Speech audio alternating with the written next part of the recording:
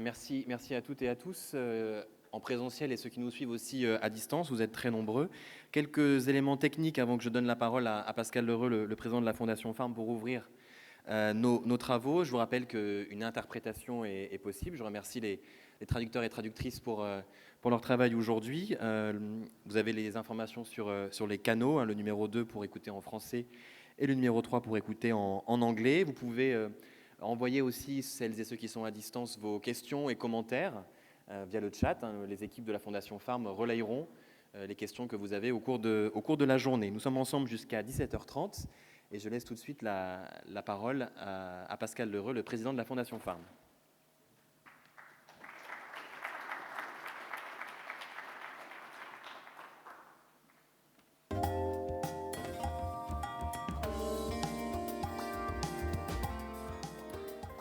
Mesdames et messieurs, chers amis, je vous souhaite la bienvenue à la conférence internationale organisée par la Fondation Farm. Nous avions fait, en janvier 2023, à l'OCDE, un appel à la mobilisation générale autour des grands défis auxquels sont confrontées les agricultures du monde. Plus de 600 personnes sur place et à distance ont entendu cet appel. Votre présence aujourd'hui en grand nombre nous rend fiers et nous rappelle à tous l'importance de dialoguer et de trouver des solutions pour un développement durable des agricultures. L'actualité nous en rappelle chaque jour la nécessité. En France, en Europe, les voix des agriculteurs s'élèvent de plus en plus fort pour exprimer leur mal-être face à ce qu'ils ressentent comme un manque de considération de la part des décideurs, publics et privés, voire de toute la société en entier. Alors je souhaite profiter de cette tribune pour passer quelques messages à ce sujet. En tant qu'agriculteur, tout d'abord, produire plus à un meilleur coût, avec moins d'impact sur l'environnement, c'est une exigence partagée avec tous les acteurs économiques, qu'ils soient de la santé, des services, de l'industrie, de l'énergie. Des mots comme productivité, compétitivité, durabilité, soutenabilité sont les incontournables de ces attentes, des attentes sociétales. Ils se conjuguent au pluriel et il faut accepter que leur temporalité peut être différente. Ce postulat s'applique donc aussi à l'agriculture. Quel que soit l'endroit dans le monde et la taille de l'exploitation, l'agriculture est une activité économique réelle, avec des hommes et des femmes engagés pour nourrir leur famille et celle des autres, parfois plus lointaines. Pouvoir financer le cycle des productions, le stockage des récoltes, les délais de paiement après les livraisons sont aussi des incontournables pour les agriculteurs comme pour les autres professionnels. Si les conditions de ces financements sont inadaptées, alors l'échec des belles ambitions que j'ai nommées précédemment est inéluctable. Les sources de financement adaptées sont le premier engrais de l'agriculture. Le Crédit Agricole en France et d'autres banques coopératives dans le monde sont nées il y a plus de 100 ans pour répondre à cette problématique financière en agriculture. En arrivant bientôt à la fin de ma carrière de paysan, je mesure encore plus la nécessité de conjuguer en permanence la puissance publique et privée pour construire les solutions financières d'une agriculture résiliente portée par des paysans formés, engagés et considérés. Je suis ici pour m'exprimer aussi en tant que président de la Fondation Farm, dont les missions sont orientées prioritairement vers les pays en voie de développement. Farm n'est pas insensible à ces appels venus de nos campagnes, et c'est aussi sa mission d'intérêt général que de relayer les besoins de celles et ceux qui, souvent en silence, dans les pays où les contextes sont encore plus difficiles qu'en France, produisent chaque jour notre alimentation. La mobilisation pour toutes les agricultures du monde est indispensable. en particulier pour les agricultures familiales dont la contribution à la sécurité alimentaire des populations, mais aussi à la souveraineté alimentaire et à l'économie des États est trop souvent sous-estimée. Nous avons décidé cette année de dédier notre conférence à la question du financement des agricultures. Ce sujet a été maintes fois évoqué dans les conférences, et pourtant, les difficultés d'accès des producteurs au financement demeurent partout dans le monde. Et nous devons y ajouter une autre dimension capitale, celle du financement comme outil pour assurer la résilience des agricultures au changement climatique et la consolidation des systèmes alimentaires durables. Il reste de nombreuses questions en suspens auxquelles nous souhaiterions que des éclairages soient apportés au cours de cette journée. Quel est aujourd'hui l'impact des moyens mobilisés par les grandes institutions internationales? Qu'attendre des acteurs financiers, publics et privés, des banques commerciales, mais aussi des fonds à impact qui s'intéressent de plus en plus à l'agriculture? À quelles conditions peuvent-ils répondre aux besoins des agriculteurs? Quelles contributions les acteurs de l'aval des filières agroalimentaires peuvent-ils apporter? Quels efforts financiers peut-on attendre des consommateurs? La recherche peut-elle nous aider à y voir plus clair sur les différentes facettes du financement? Mais encore, quelle coalition construire? Quelle est la place de l'économie informelle? Nous avons essayé de mobiliser au cours de cette journée une grande diversité d'acteurs. Tous ne sont pas représentés, mais nous allons pousser aussi loin que possible nos réflexions aujourd'hui et demain. Car notre humilité nous oblige à reconnaître qu'il nous faudra encore travailler ensemble dans les mois qui viennent. Il faudra apporter des clarifications sur les rôles de chacun, éclairer les décideurs et formuler les recommandations. Les équipes de FARM et son conseil scientifique poursuivront donc leurs travaux. Et je peux dès à présent vous annoncer la tenue d'une journée scientifique de la Fondation sur ces sujets en fin d'année. Je terminerai par des remerciements aux nombreux intervenants de cette journée. Nous avons beaucoup de chance. Aux équipes de FARM, qui ont été plus que mobilisées pour que cette journée soit un succès, aux sponsors de la journée, qui sont aussi des partenaires de FARM, le ministère de l'Agriculture et de la Souveraineté alimentaire, Apex Agri et le ministère des Affaires étrangères. Et bien évidemment, le Crédit Agricole, mécène historique et principal mécène de la Fondation FARM. Je vous souhaite à toutes et à tous une excellente conférence, des débats animés et des échanges fructueux. Monsieur le ministre de l'Agriculture et de la Souveraineté alimentaire, Marc Fesneau, souhaitait être parmi nous aujourd'hui pour introduire cette conférence. Il a été retenu, mais a tenu à partager avec vous un message. Nous l'écoutons.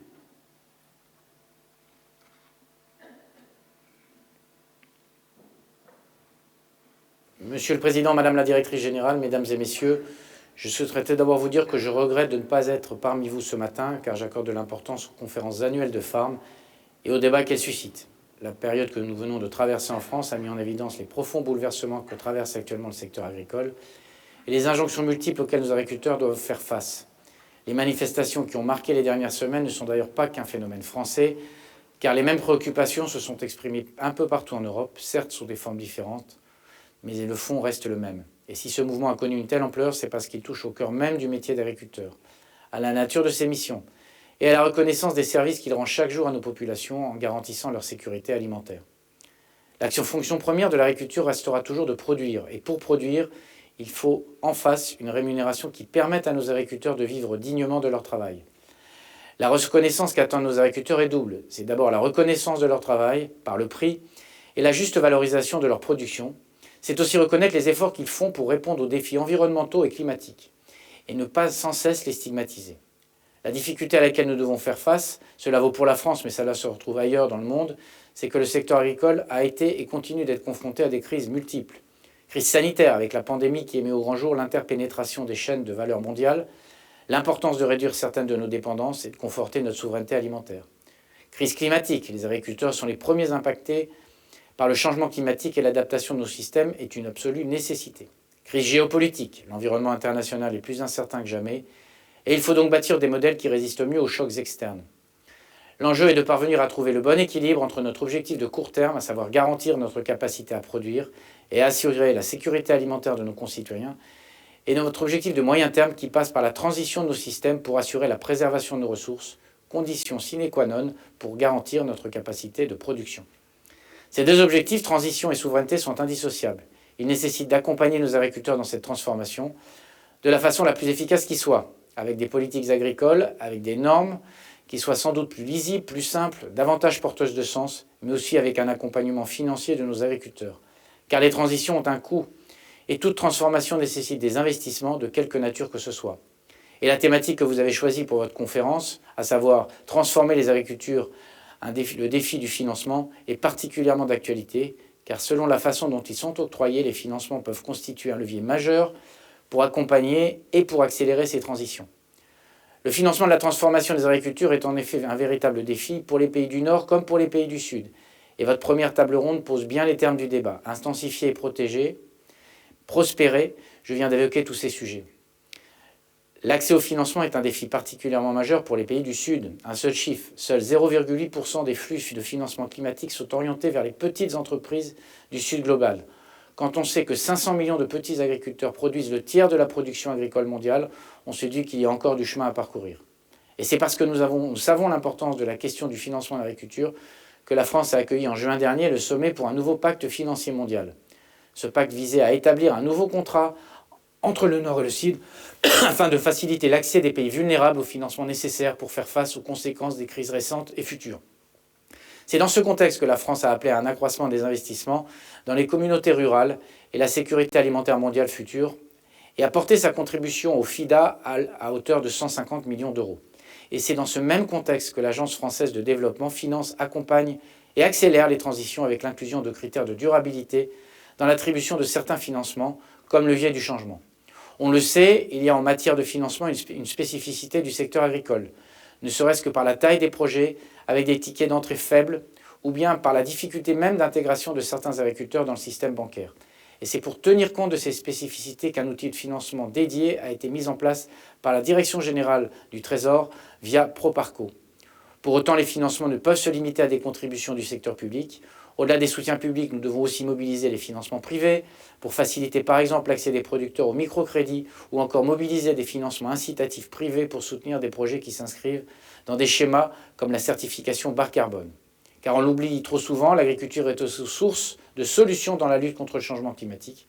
Le développement de partenariats publics-privés comme l'initiative Protéines végétales en Afrique est également une voie à développer, d'autant qu'elle présente par ailleurs l'intérêt de favoriser l'organisation des producteurs et le fonctionnement en filière, élément essentiel pour attirer des financements. Pour conclure, dans le monde multipolaire dans lequel nous vivons, nous avons plus que jamais besoin de réflexions comme celle que mène Farm pour éclairer l'action publique. Cela nous permet, à nous décideurs, de nous inspirer d'expériences réussies dans certains pays, d'identifier aussi ce qui marche moins bien. Ces réflexions sont particulièrement utiles pour notre coopération internationale, à laquelle j'attache une grande importance. Car je l'ai très souvent constaté, l'agriculture est parfois le seul lien qui nous reste avec certains de nos partenaires. Je lirai donc avec beaucoup d'attention les conclusions de vos travaux. En attendant, je vous remercie pour votre écoute et vous souhaite une excellente conférence.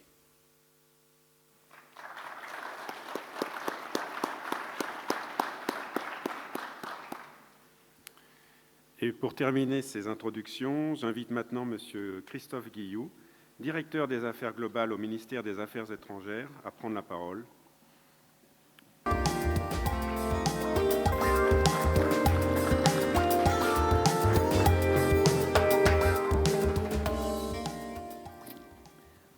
Monsieur le Président de la Fondation Farm, Madame la Directrice Générale, Mesdames et Messieurs les participants, c'est un honneur pour moi d'intervenir en ouverture de cette conférence sur le financement de la transformation des systèmes alimentaires. Je me réjouis de voir autant de participants venus d'horizons très variés, à la fois ici et en ligne, pour débattre de ce sujet clé. Et c'est pour moi une nouvelle occasion de réaffirmer le plein soutien de la France à la Fondation Farm, que je remercie pour l'organisation de cet événement. Au sud comme au nord, de nombreux chocs se sont produits. Conflits, pandémies, perturbations économiques et sociales, changements climatiques, qui ont résulté, depuis 2014, en une aggravation de l'insécurité alimentaire et nutritionnelle globale. Dans ce contexte dégradé, le problème de la faim ne se résoudra pas simplement par une augmentation de la production agricole et de la disponibilité alimentaire mondiale. La pauvreté, la faim et la malnutrition ne pourront être vaincus sans une transition vers des systèmes alimentaires durables et résilients, basés sur un mode de production agricole plus respectueux de l'environnement et de la biodiversité, une plus grande indépendance financière des petits exploitants et une plus grande souveraineté alimentaire des pays en développement.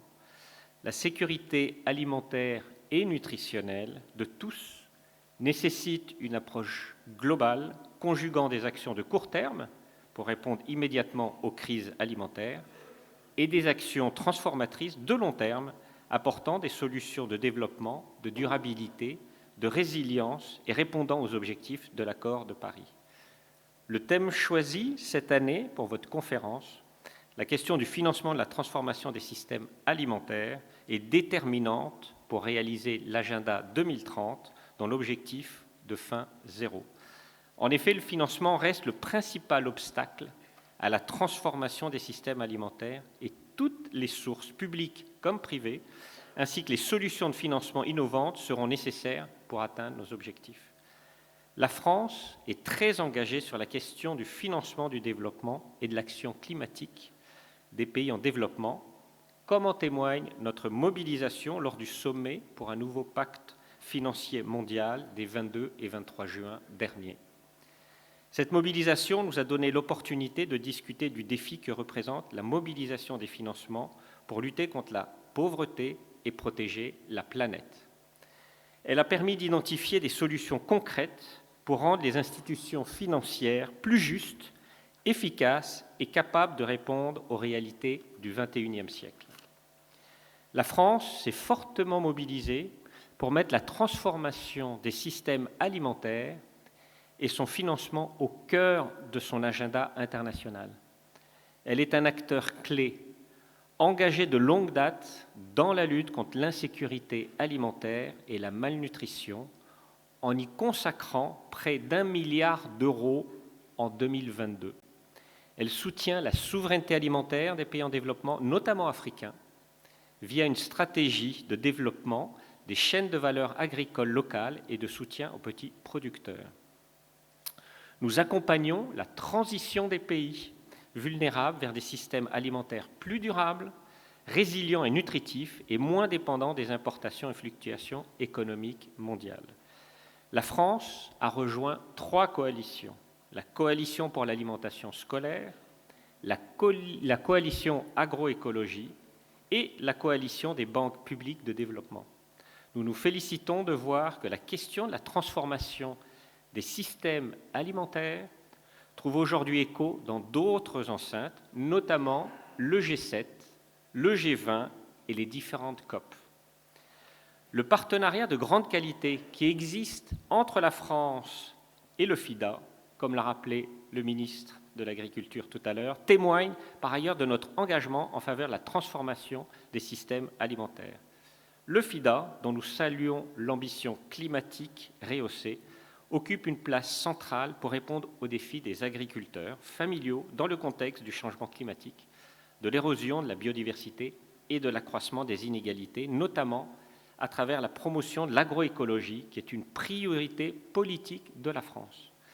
L'agroécologie vise à produire à la fois plus et mieux, en croisant savoirs locaux paysans et connaissances scientifiques, et en privilégiant l'autonomie des agriculteurs, notamment des femmes, et des territoires.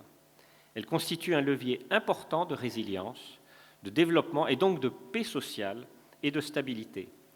Il me semble important de rappeler que les petits exploitants agricoles assure la plus grande part de la production alimentaire mondiale, jusqu'à 80% dans les pays en développement, et souffre pourtant de façon disproportionnée de la faim, de la pauvreté et des effets des changements climatiques. Investir en faveur de leur résilience est donc capital. C'est pourquoi la France a choisi d'être l'un des premiers contributeurs du FIDA pour le nouveau cycle de financement du fonds.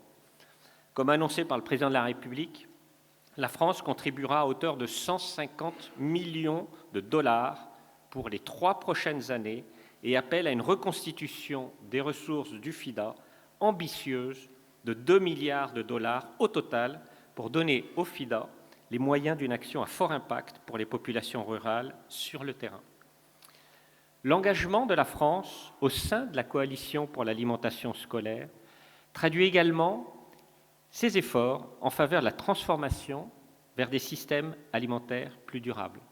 Les cantines continuent à faire vivre des filières locales et vertueuses, comme nous l'avons fait en France, en nous engageant sur 50% de produits de qualité et durables dans les repas scolaires, dont au moins 20% d'agriculture biologique.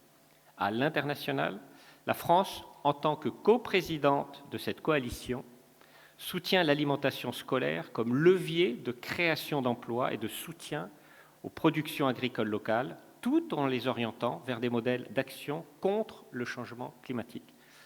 Le soutien de la France à la recherche et à la formation agricole s'inscrit également dans cet engagement en faveur de la transformation des systèmes alimentaires. L'expertise et les connaissances de nos opérateurs, notamment de recherche, l'AFD, le CIRAD, l'IRD, sur le développement, sont à la fois essentiels pour transformer les systèmes alimentaires et déployer des innovations sur le terrain. Enfin, je souhaite souligner que la question du financement des systèmes alimentaires durables ne devrait pas être dissociée de celle du financement de la nutrition. La nutrition est en effet l'un des investissements au rapport bénéfice-coût le plus élevé en matière de lutte contre la pauvreté et permet de rendre plus résilientes les populations. En la matière, une attention particulière sur la période des 1000 jours est nécessaire pour prévenir des impacts irréversibles sur la santé des mères et des enfants. En 2023, la France, dans le cadre de ses financements d'aide alimentaire programmés, a consacré 50% de ses financements à des projets de lutte contre la malnutrition en réponse à des situations chroniques d'insécurité nutritionnelle résultant souvent de la trop grande pauvreté des petits producteurs pour accéder à des régimes alimentaires sains. Cet objectif sera maintenu en 2024. La France accueillera par ailleurs le sommet Nutrition for Growth début 2025, dans un an, et j'invite tous les acteurs ici présents à préparer des engagements politiques et financiers ambitieux en vue de ce sommet. Je vous remercie de votre aimable attention.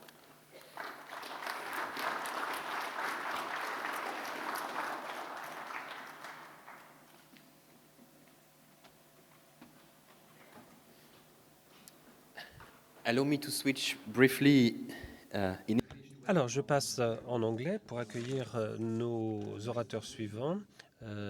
Josna Poli, vous êtes vice-présidente de la stratégie IFAD et des services du savoir à l'Université de Colombie.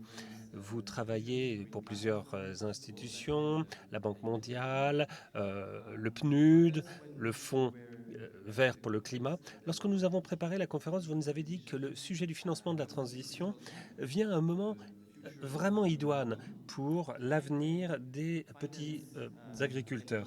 À un moment où la finance peut être utilisée pour une plus grande équité et pour développer la petite agriculture, nous vous remercions de nous avoir rejoints. Vous allez nous parler de ce sujet et vous avez la parole.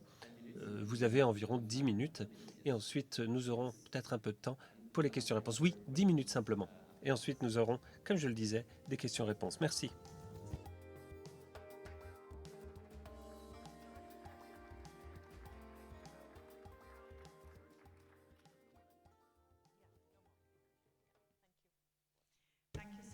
Merci, merci beaucoup. Merci, Mathieu. J'ai cru entendre 15, mais bon, on coupe la poire en deux, 12 minutes. Bonjour, Président Heureux, Monsieur le Ministre, Mesdames, Messieurs, je suis vraiment ravi d'être là ce matin avec vous. Effectivement, je vais réagir à ce qu'a dit Mathieu. Je vais vous parler rapidement de ce que nous faisons. C'est innovant, c'est un programme à impact, mais il y a beaucoup de difficultés et j'espère que justement nous pourrons en parler pendant la partie questions-réponses si nous avons assez de temps. Allez, j'essaie de vous montrer mes transparents. Voilà, je m'appelle Joe. En fait, mon nom est plus long, hein, mais vous pouvez m'appeler Joe Pourri. Voilà. Eh bien, nous savons que le changement climatique a une incidence sur la productivité des récoltes et sur notre nutrition et notre possibilité de survie. En rouge, vous voyez un déclin de la productivité lorsque nous aurons une augmentation de la chaleur sur Terre de 3 degrés. Et je vais vous dire quand. Parce que vous savez, pour moi, j'ai l'impression que tout ceci est inévitable. Nous sommes à l'heure actuelle à 1,5 degré. Vous l'avez vu, ça fait 10 jours qu'on en parle dans les journaux. Ce qui compte beaucoup, c'est qu'il y a beaucoup des schémas de récolte qui changent aujourd'hui. Voilà pour le blé. Nous savons que la production de blé en général va augmenter. C'est la conséquence du changement climatique. Mais si vous mangez plutôt du maïs, vous verrez aussi une baisse de productivité côté maïs. Donc les messages principaux concernant les schémas de nutrition, eh bien, ils seront les schémas qui souffriront de l'augmentation de la température sur Terre. Mais vous savez déjà tout cela. Comme il a déjà été dit par vous, monsieur, et vous, messieurs les ministres, il nous faut à la fois du financement pour atténuer les risques et il nous faut aussi penser à l'atténuation. Parce que la nourriture correspond à 1/3 des émissions de CO2 dans l'atmosphère aujourd'hui. Cependant, ce qui compte aussi, c'est d'essayer de protéger les systèmes alimentaires, notamment pour les petits agriculteurs qui contribuent à 1/3 de l'alimentation que nous mangeons. Donc si on enlève 1/3 c'est un chiffre magique. C'est aussi le chiffre des émissions, mais c'est aussi le pourcentage de produits alimentaires qui viennent de petits agriculteurs. Et il y a aussi 1/3 de la nourriture produite qui est perdue. En tout cas, ce qui compte beaucoup, c'est que les petits agriculteurs qui contribuent à 1/3 de la production d'aliments sont ceux qui vont être les plus affectés par les changements climatiques et les incertitudes liées au changement climatique. Regardons l'adaptation et l'atténuation. C'est le sujet dont nous allons parler aujourd'hui. Le financement de l'adaptation. Nous savons que les risques climatiques vont avoir des incidences sur tout le monde. Vous, avec beaucoup d'incertitudes sur nos têtes, et de façon générale, la population qui sera beaucoup plus vulnérable. Avec ces changements de température, nous savons que ce qui nous reste à faire du côté adaptation devient de plus en plus énorme. C'est-à-dire ce qu'il faut faire au regard des plans qui existent. Eh bien, ce fossé augmente depuis quelques années. Du côté adaptation, il s'agit de 200 milliards à 366 milliards de dollars. C'est ça qu'il nous faut trouver par année. Bon. Vous voyez, la gamme est large, 200 à 366 milliards. Deuxième chose, de façon générale, nous voyons que les besoins que nous voyons à l'heure actuelle sont 10 fois ou 18 fois supérieurs à ce que nous voyons dans le domaine public. Ce qui veut dire qu'il faut passer à une échelle supérieure pour le financement, il nous faut du financement pour l'adaptation. La raison pour laquelle je parle d'adaptation, c'est que ce que les agriculteurs ce dont ils ont besoin, c'est de pouvoir s'adapter aux températures qui augmentent. Lors des COP les plus récentes, nous avons vu que la plupart de la rhétorique se concentrait sur le financement de l'atténuation. Justement, en parlant de l'atténuation, les systèmes alimentaires, comme je l'ai dit, représentent 1/3 des émissions générales de CO2. Ceci étant dit, si je regarde les produits laitiers, le riz et les bovins, c'est un fort pourcentage de toutes ces émissions, plus de 20%. Mais nous savons aussi que les pêcheries et autres animaux correspondent à 1/3. C'est ce que vous voyez ici. 27%, ça vient des productions agricoles et un peu plus de 20% pour les poissons et les animaux. Si on pouvait réduire la quantité de déchets alimentaires, dans ce cas-là, ce serait une solution gagnant-gagnant-gagnant. Nous savons également que si l'on continue avec les systèmes alimentaires, cela est mauvais pour nos ambitions nutritionnelles et pour le climat. Au fond pour le développement de l'agriculture durable, nous investissons principalement dans des systèmes ruraux, c'est-à-dire nous investissons principalement dans des systèmes ruraux de production alimentaire. Ce que nous avons découvert, c'est que l'accès aux aliments, cela ne veut pas dire obligatoirement l'accès à de la nourriture qui est bonne du point de vue nutritionnel. Et c'est ce sur quoi nous travaillons lorsque nous investissons dans les systèmes alimentaires. Nous découvrons en fait que ces personnes-là ont peu de chances de pouvoir manger des aliments qui soient bons. C'est pour ça que le programme de localisation est essentiel. Ce qui veut dire que dans ce cas, il y a beaucoup de modélisations qui ont été mises à jour pour travailler sur la question. Et nous voyons comment nous pouvons changer les systèmes alimentaires. Nous pourrions les changer notamment en envisageant plusieurs types de méthodes. Nous pourrions par exemple avoir des rendement meilleur, réduire les pertes alimentaires et améliorer l'efficacité, entre autres. Si toutes ces stratégies sont adoptées, dans ce cas-là, le système alimentaire, plutôt que d'être un émetteur net, serait un système qui serait un puits à carbone. C'est ce que vous voyez ici à l'écran. C'est-à-dire, si toutes ces stratégies sont adoptées, dans ce cas-là, les systèmes alimentaires deviennent un puits à CO2. Et dans ce cas-là, nous n'aurons plus d'émissions de CO2 ou de GES. Nous aurons une absorption de gaz à effet de serre, GES, plutôt qu'une émission. Bien, comme les orateurs l'ont dit avant moi, le financement dans ce domaine devient quelque chose d'essentiel. Ce qu'il faut, c'est bien sûr de nouveaux flux de capitaux pour le financement et une formation de flux de capitaux, mais il faut une réaffectation des flux financiers à la bonne vitesse en passant à l'échelle supérieure. Ce qui veut dire que ce qui nous intéresse, c'est le financement général qui existe aujourd'hui. Là, c'est pour 2021, vous voyez. Je vais enlever cette partie-là. Eh bien, en 2021, si l'on regarde les chiffres, les montants dont nous avions besoin, c'était 6,6 milliards de dollars. Sur ce montant, les donateurs, les bailleurs de fonds sont engagés à 2,1 milliards de dollars, mais cependant, les bailleurs n'ont atteint que 1,6 milliard de fonds octroyés. Ça, c'est essentiel comme chiffre, parce que nous voyons qu'il y a un énorme écart, et cet écart augmente. Et l'engagement des bailleurs de fonds, notamment les banques multilatérales de développement, n'arrive pas à ceux qui en ont besoin, et nous ne sommes pas à la hauteur des engagements qui ont été faits en début de période. Ce qui compte par conséquent, c'est de faire en sorte que les banques multilatérales de développement et les organisations internationales de financement, et je représente cette institution, soient en mesure d'évoluer pour pouvoir faire face au manque d'appétit dans ce domaine. Car il s'agit de la notion de risque ici. Et ce qu'il faut, c'est mobiliser les acteurs du secteur privé pour avoir des financements. Voici une solution. J'espère que nous pourrons en parler tout à l'heure un petit peu plus. Voilà quelques solutions. Pour les systèmes alimentaires, nous pouvons avoir des meilleures affectations qui viendraient du budget des gouvernements. Nous pouvons avoir des filets de sécurité sociaux, mais nous savons que les pouvoirs publics n'aiment pas emprunter pour avoir des filets de sécurité de type sociaux. Il existe cependant d'autres idées qu'on peut envisager. Par exemple, la finance mixte et l'investissement à impact. Voilà le genre de domaine que nous pouvons étudier. Il y a aussi les garanties de marché et les instruments d'assurance, et puis aussi la résilience et puis les obligations de nutrition. Voilà des outils qu'on peut utiliser, notamment dans le secteur public. Les acteurs peuvent investir dans ces outils pour vraiment changer l'aspect des flux de financement dans ce domaine. Il y a cependant encore d'autres défis.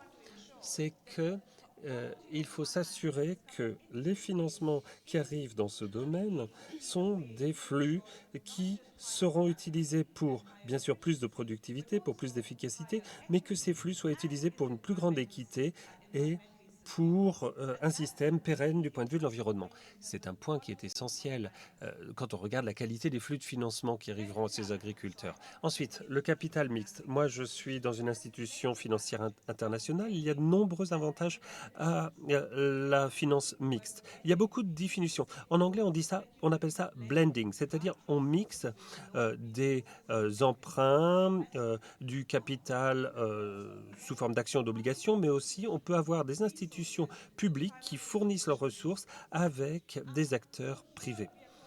Donc PPP. Là, il s'agit de la finance concessionnelle qui viendra des bailleurs philanthropiques et de banques multilatérales de développement et qui viendra se rajouter au financement venant du secteur privé. Il existe plusieurs structures. Ça dépend bien sûr de l'appétit au risque de ces institutions. Vous pouvez accepter de prendre un risque de perte. Première perte viendra sur les épaules d'une institution publique et dans ce cas-là, les acteurs privés se sentiront plus à l'aise. Ou alors, vous pouvez avoir une forme de garantie. Une garantie qui vous dira que, ou une caution qui vous dira que s'il y a défaut de paiement, dans ce cas-là, le secteur public viendra vous aider, vous épauler. Ou alors, vous pouvez avoir d'autres systèmes mixtes et nous savons que l'aide technique, c'est ce qui compte le plus pour la plupart des pays. La plupart des pays ne savent pas exactement comment ils peuvent développer leur innovation. Donc, l'aide technique fait vraiment partie de nos programmes et pour avoir cela, il nous faut de la finance mixte. Ce qui veut dire qu'il existe tout un panel de possibilités, mais ce qu'il faut, c'est voir l'appétit risque des partenaires avec lesquels nous travaillons et les parties prenantes avec lesquelles nous travaillons. Il y a quelque chose que je voulais vous montrer, et ça, c'est lié à la question de l'impact. Lorsque nous parlons d'institutions financières internationales, ce qui compte beaucoup, et nous en parlons aux bailleurs de fonds, c'est qu'il y a beaucoup de contributeurs qui viennent vers nous parce que nous, notre institution, est capable de montrer que quand on parle de faits contraires, il faut pouvoir montrer que ce que l'on dit est crédible. Nos impacts sont visibles sur le terrain. Donc nous mesurons l'impact par rapport à ce que font d'autres acteurs et le contrefactuel. Et cela vous montre les changements de taille que nous faisons concrètement parce que nous rajoutons l'effet d'impact par rapport à d'autres acteurs quand on regarde tout ce que l'on appellerait le contrefactuel. Ce qu'il faut, c'est bien voir que dans le cas d'une augmentation de la résilience, c'est-à-dire d'autres objectifs, avoir plus de bénéfices dans les pays moins développés, avoir accès au marché, etc. Mais il y a la dimension de résilience. Et en ce qui concerne la résilience, nos résultats sont très bons parce que les agriculteurs avec lesquels nous travaillons sont beaucoup plus résilients et ceci est la conséquence de la finance mixte. Et la situation est bien meilleure pour eux. Nous l'avons vu, nous avons les chiffres statistiques si vous êtes du côté économétrie. Bien. Cela m'amène maintenant à ma dernière idée. La dernière idée dont je veux parler, avant de passer aux questions-réponses, c'est la question d'un marché de financement au crédit résilient. Ce qui compte beaucoup pour les présidents, les ministres, c'est de dire qu'il faut toujours penser à l'équité. Et ce qui compte beaucoup dans ce domaine, c'est qu'il faut s'assurer que les personnes qui contribuent le plus à la pérennité du climat et de l'environnement sont ceux qui vont bénéficier de ces mécanismes de financement. Et en fait, il y a très très peu de mécanismes de financement qui ont utilisé ces crédits carbone, par exemple. Les crédits carbone, c'est un domaine où nous pourrions avancer encore plus et nous assurer que le système sera équitable. Bien. Maintenant, il y a d'autres collègues, il y a d'autres participants, il y a des fondations dans la salle, il y a des partenaires internationaux qui travaillent avec nous sur la question des crédits de résilience. Qu'est-ce que c'est que ça, le crédit de résilience? En fait, il s'agit d'un mécanisme de financement où les petits agriculteurs, on va appeler ça SHF, Smallholder Farmer, eh bien, ces petits agriculteurs pourront faire des investissements liés à leur résilience, mais ensuite, ils devront pouvoir montrer qu'ils sont vraiment résilients. Nous les aidons à mieux comprendre ce qui se passe et nous mesurons leur résilience. Et il y a tout type d'investisseurs, par exemple les banques publiques de développement, et ils doivent pouvoir s'assurer que les flux financiers leur arrivent. Et ce qui compte après, bien sûr, c'est qu'il y a un bon traçage et un bon suivi. La façon pour nous de nous assurer qu'il y a vraiment un marché pour tout cela, eh bien, c'est de travailler avec les investisseurs au crédit qui sont un peu plus faiblards ou ceux qui se concentrent sur la résilience en disant que la résilience sera la conséquence de leur investissement dans les zones rurales. Voilà donc une idée qui nous intéresse beaucoup et que nous essayons de faire avancer. Nous allons piloter ce programme. Voilà ce que nous faisons dans le cadre de la COP 28 et 27. Pour conclure, mesdames, messieurs, oui, c'est possible. Yes, we can. Oui, les petits systèmes d'agriculture sont les plus affectés par les incertitudes économiques que nous voyons et le financement est possible. Il y a beaucoup d'innovation dans le financement avec des collatéraux, avec de l'assistance technique, avec les emprunts mixtes, avec des ressources en capital et avec des garanties de crédit. La mesure, ce n'est plus un défi. Et la conditionnalité, c'est quelque chose qui a eu des effets sur le secteur privé, dans le secteur de l'agriculture, mais maintenant nous savons comment agréger les instruments, comment avoir une finance mixte. Et puis, ce qu'il faut, c'est mesurer les effets. Ce qu'il faut, c'est l'imagination et du courage. Et les banques multilatérales de développement doivent jouer un rôle essentiel dans cet espace.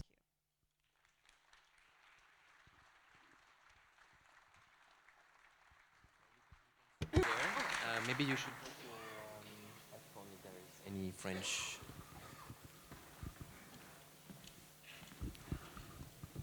Bien, on a quelques minutes pour prendre une ou deux questions de la salle ou sur le Zoom si vous en avez. Alors n'hésitez pas à lever la main bien haut parce qu'on a beaucoup de lumière de ce côté.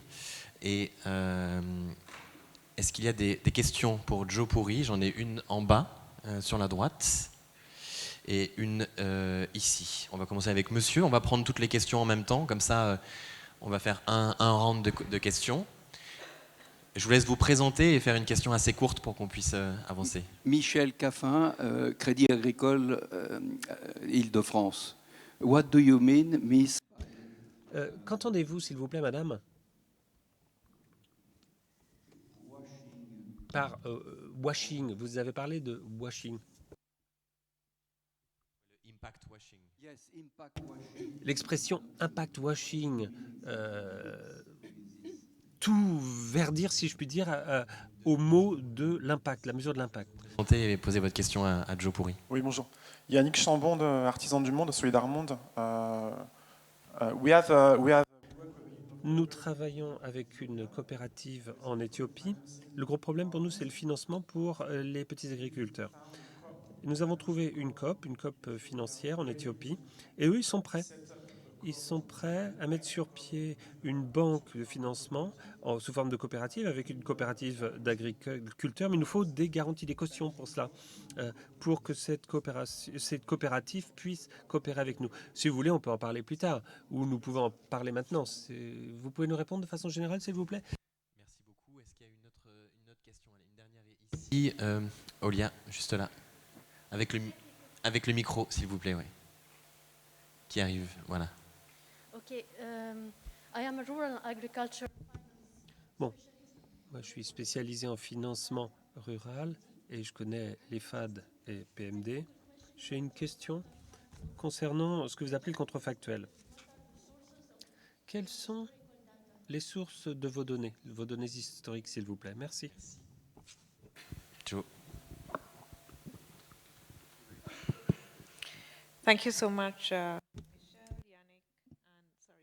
Merci Michel Lianic. Et pardon, vous vous appelez Ager? Très bien, merci. Michel, je commence par vous. Alors, la question que vous m'avez posée, c'est qu'est-ce que j'entends par impact washing? Et ça, c'est pas une option à prendre en compte. Bon, il y a peut-être une petite controverse là-dessus, mais c'est pas grave, j'y vais. Ce qui m'intéresse pour moi, c'est le marché ESG. C'est-à-dire environnemental, social et gouvernance. C'est un marché qui m'intéresse, je l'étudie depuis longtemps. Dans un document que j'ai produit il y a longtemps, d'ailleurs je peux le partager avec vous si ça vous intéresse, ce qui nous intéresse, c'est les méthodes de mesure qui existent et nous le prenons sous la lorgnette des indicateurs ESG. Le défi d'ailleurs pour la plupart de ces indicateurs ESG, c'est que c'est vraiment au niveau des activités. C'est-à-dire, nous étudions une entreprise pour voir comment ils investissent par exemple dans des lampes solaires. Et après, vous avez des crédits ESG. Mais il y a des difficultés là parce que l'argent va par exemple dans des bons systèmes pour faire la cuisine. Malheureusement, on ne voit pas là où il y a des fuites. Ça peut arriver après. Ça, c'est un effet qui n'est pas étudié. On ne voit pas en fait tous les effets d'un équilibre général. Et c'est pour ça que j'ai commencé à utiliser l'expression impact washing, parler trop souvent uniquement de l'impact à mesurer. Maintenant, si vous regardez d'autres rapports, 350 entreprises dans le monde ont été étudiées qui produisent la moitié de tous les aliments et du PIB de l'agriculture. Et ce qu'ils ont découvert, en fait, c'est que, à part les 10 entreprises les plus grandes, Kellogg et les autres du monde, les Pepsi, les Coca, etc., je ne donne pas des noms comme ça, mais en fait, je vous donne des idées, des sociétés qu'ils ont étudiées. Eh bien, ils ont trouvé que, à part les 10% de ces entreprises au niveau supérieur, il n'y en a pas d'autres. Et là, ce sont des sociétés dans l'alimentaire et dans les boissons. Ils n'ont pas de cible, en fait, de nutrition dans leur stratégie. Et ce sont les groupes agroalimentaires qui produisent les aliments que nous mangeons. Et ils nous disent cependant, ah oui, la nutrition, en fait, ils ne suivent pas les normes, ou ils n'en ont pas. Donc, il y a quelque chose qui se passe dans le système mondial, c'est-à-dire qu'on n'arrive pas à fixer les normes. Nous n'arrivons pas à faire bien le travail. C'est ce qu'on attend des acteurs publics. C'est aux acteurs publics d'adopter ces normes. Une fois que les normes sont adoptées, malheureusement, elles ne répondent pas obligatoirement aux besoins, notamment du côté santé et nutrition. Et Yannick, vous avez posé une question concernant les cautions bancaires. Ce sur quoi nous travaillons à l'IFAD, c'est que nous soutenons exactement les entités de type non souverain.